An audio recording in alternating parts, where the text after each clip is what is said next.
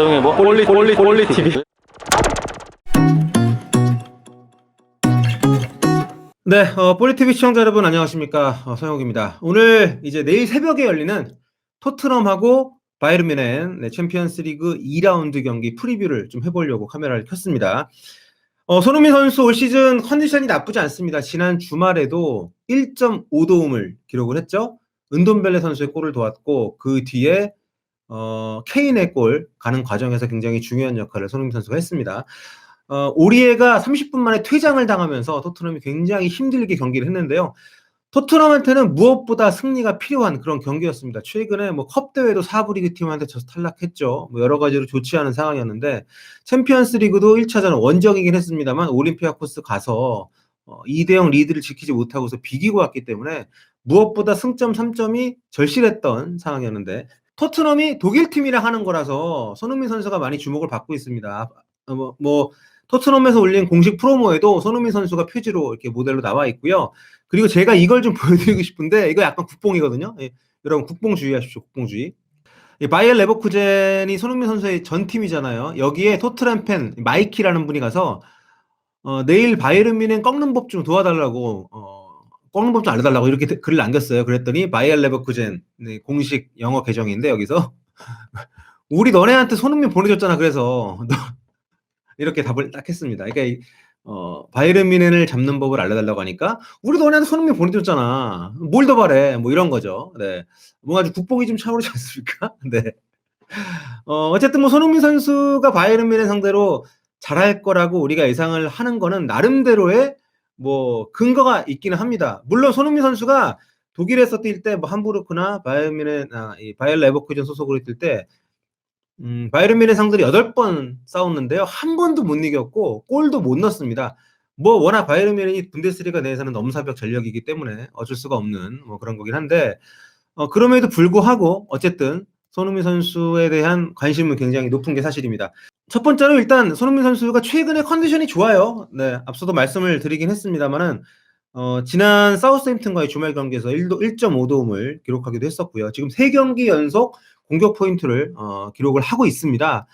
전체적으로 지금 토트넘이 좀 좋지 않은 상황이죠. 케인 같은 경우도 예년보다는 많이 뛰긴 뜁니다만 골 어떤 흐름이나 아니면 좀 더 위협적인 상황을 만드는 데 있어서 예전만 못하고요. 에릭센도 마음이 떠났는지 어쨌든 감독도 그렇게 신뢰하지 않는 모습입니다. 뭐 기용도 했다 말았다 했다 말았다 하고 델레알리도 지금 뭐 상태가 좋지 않아요. 부상이 없음에도 불구하고 경기에 계속 감독이 잘 내보내질 않습니다. 약간 1.5군 뭐 2군 뭐 이런 수준으로 좀 밀려 있는 상태이기 때문에 전체적으로 토트넘의 분위기, 공격적인 어떤 특히 이 컨디션이 많이 다운된 상황에서 손흥민 선수의 최근 활약은 아주 인상적이라고 할 수 있을 것 같습니다. 뭐 가장 좀 믿음직한 토트넘에서는 가장 믿음직한 선수라고 할 수 있겠고요. 두 팀은 1984년 이후 처음 만나는 거라고 하더라고요. 공식 대회에서는 1984년 UEFA컵에서 만났으니까 여기 지금 1984년에 안 태어났던 사람도 많은 것 같은데 그렇죠?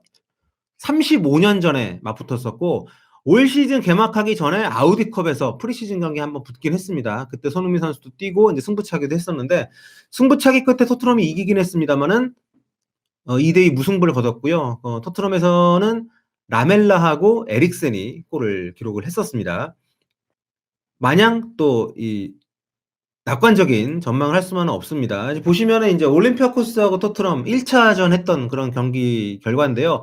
기록도 많이 밀려요. 전반전 시작은 토트넘이 좋았습니다만 후반전에 많이 밀리면서 결국에는 동점을 허용을 했고 자칫하면 역전까지 당할 뻔했습니다. 올림피아코스가 그리스 리그 내에서는 대단한 팀이긴 하지만 유럽에서는 그렇게 좋은 성과를 못 냈던 팀인데 이날 특히 포덴세, 발부에나 마침 두 선수가 골도 넣었습니다만 이 두 선수가 2선에서 아주 뭐 발발거리면서 정말 토트넘 수비진들을 꾸준히 괴롭혔거든요. 그런 것들이 토트넘이 잘 버티질 못하면서 아주 어려운 그런 경기를 했습니다. 이때 사실 이겼어야 되는데 네. 손흥민 선수가 바이에른 뮌헨에게 자신감을 갖고 있는 데에는 나름대로 또 근거가 있습니다. 자, 뭐 기억하시죠? 여러분 이게 노이어 선수 히트맵인데 볼 터치했던 그런 맵인데 이게 언제냐? 바로 2018년 러시아 월드컵 조별리그 마지막 경기 대한민국과의 경기입니다. 저기 빨간색 동글뱅이 쳐 있는 저 위치가 어딘지 다 기억하시죠? 여러분 바로 주세종 선수에게 노이어가 볼을 뺏겼을 때 위치입니다. 1대 0으로 우리가 앞섰던 상황이었고 거의 추가 시간이었기 때문에 노이어 선수가 골문을 비우고 저기까지 올라왔었죠. 저기서 이제 볼을 뺏기면서 주세종 선수가 앞쪽으로 손흥민에게 차주고 손흥민 선수가 노이어가 비워놓은 골문에 골을 넣으면서 우리가 2대 0 정말 역사적인 승리를 했던 그런 또 기억이 있는데요. 그것이 어떻게 본다면 손흥민 선수 입장에서는 굉장히 긍정적으로 바이에른 뮌헨 상대로 작용할 수 있지 않나 개인적으로는 그런 기대감을 또 가져봅니다. 지금 B조 순위인데요. 바이에른 뮌헨이 세르비아의 찌르베나 즈베즈다 3대 0으로 승리를 거두면서 지금 승점 3점으로 1위에 올라 있고요. 토트넘 올림피아코스하고 비겼습니다. 사실 이제 바이에른 뮌헨과 토트넘이 양강구도라고 합니다만 지금 토트넘이 올림피아코스하고 원정 경기 비겨버렸기 때문에 지금 2위 자리에 안심할 수 없거든요. 그래서 이번 경기 굉장히 중요하고요. 바이에른 뮌헨이 가장 이 중에서 강팀으로 꼽히고 있긴 합니다만 토트넘 입장에서는 전술을 잘 짜서 공략을 할 필요가 있고요. 현재에서는 손흥민, 케인 투톱을 많이 예상을 하고 있어요. 일단 그 바이에른 뮌헨의 그 오른쪽 이제 파바르 선수 쪽 아마 손흥민 선수가 많이 충돌할 것으로 보이는데 투톱으로 나온다 하더라도 손흥민이 약간 횡으로 움직이고 특히 이제 왼쪽 윙어에 가깝게 빠져서 플레이를 많이 해주는 편이기 때문에 오른쪽 수비 파바르 많이 좀 충돌을 하지 않을까 이런 생각이 드는데요. 1대1 상황에서 그러니까 손흥민 선수 과거에는 공간을 활용하는 공격을 많이 했다면 최근 들어서는 1대1 상황에서도 1명, 2명 정도 벗겨내는 플레이를 많이 보여주고 있고 특히 개인 스스로 드리블링을 통한 어떤 탈압박도 많이 나옵니다만 동료들을 활용하면서 볼을 주고받고 패스가 굉장히 최근에 좋아졌잖아요. 그런 가운데서 굉장히 상대 수비진들의 뭐 밀착 마크를 많이 유도하는 측면이 있기 때문에 해리 케인이나 에릭센 같은 선수에게도 손흥민 선수의 움직임이 많은 또 공간, 어떤 슈팅할 수 있는 찬스 이런 것들을 열어주는데 아주 큰 또 힘이 되고 있습니다. 일단 토트넘이 기록을 보니까요. 독일팀 상대로 지금 4연승 중입니다. 근데 그 4연승이 모두 도르트문트 상대예요. 도르트문트는 손흥민 선수가 정말 킬러 아니겠습니까? 노란 유니폼만 보면 흥분하는 손흥민 선수.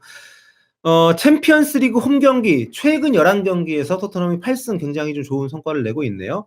반면에 바이에른 뮌헨 같은 경우에 지금 레반도프스키가 리그 6경기 만에 10골 정말 물이 올라 있습니다. 뭐 해리 케인과 레반도프스키의 골잡이 대결이라고 합니다만 지금의 어떤 폼으로 봤을 때는 레반도프스키가 훨씬 좀 앞서 있다 이렇게 볼 수 있을 것 같고요.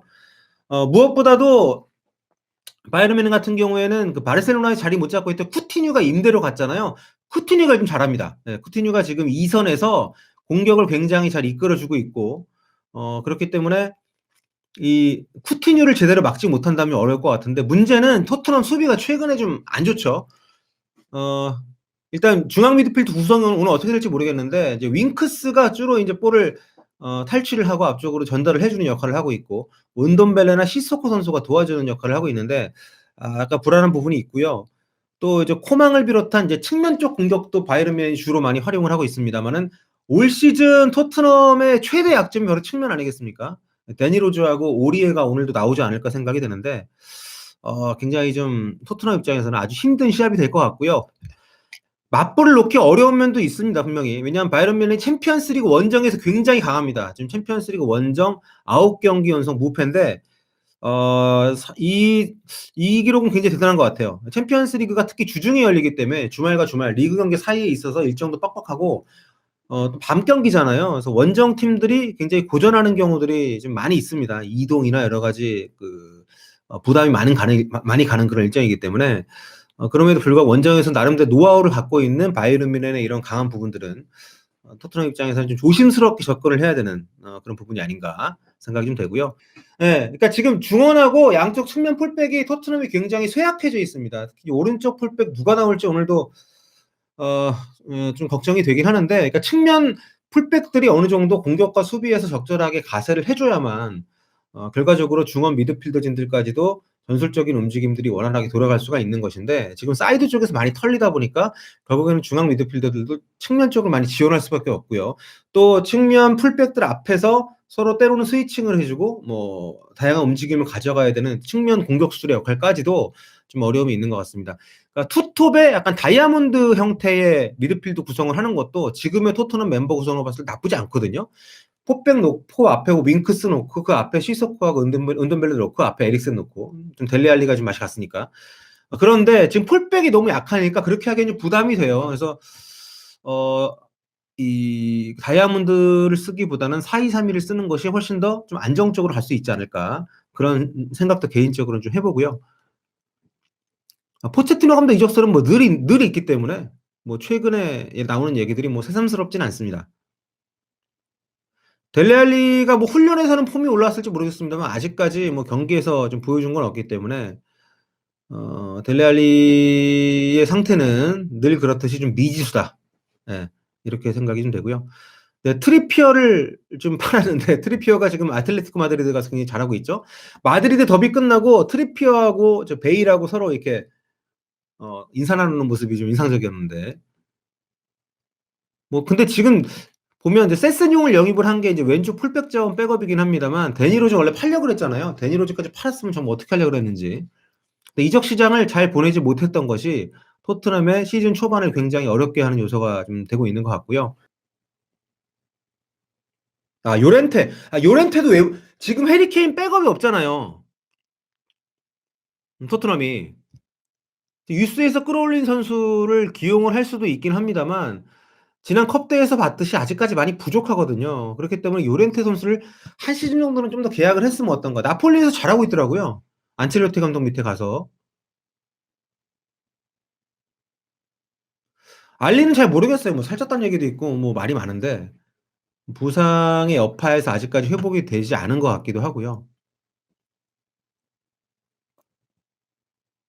바이에른 뮌헨 분데스리가 1위 맞습니다. 분데스리가 1위고 분데스리가는 지금 라이프치히가 2위 그리고 이 정우영, 권창훈 선수가 속해 있는 프라이부르크가 무려 3위입니다. 도르트문트는 좀 순위가 처져 있고요.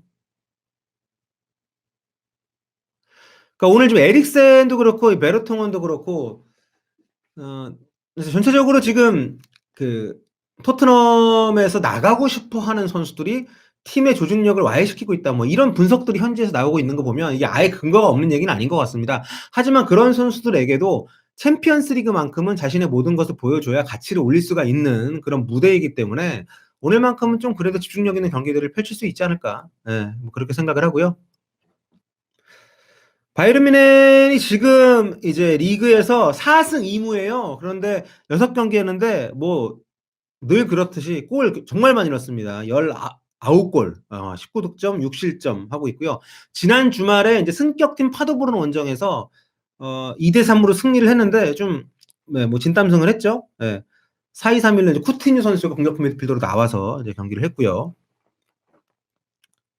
손흥민 선수와 주로 이제 맞닥뜨릴 선수는 이제 뭐 주일레, 그리고 뭐 프랑스 국가대표 파바르 이런 선수들이 좀 많이 그 매칭이 될 것 같습니다. 네, 손흥민 선수의 선전을 기원할게요. 사용해 뭐 꼴리 TV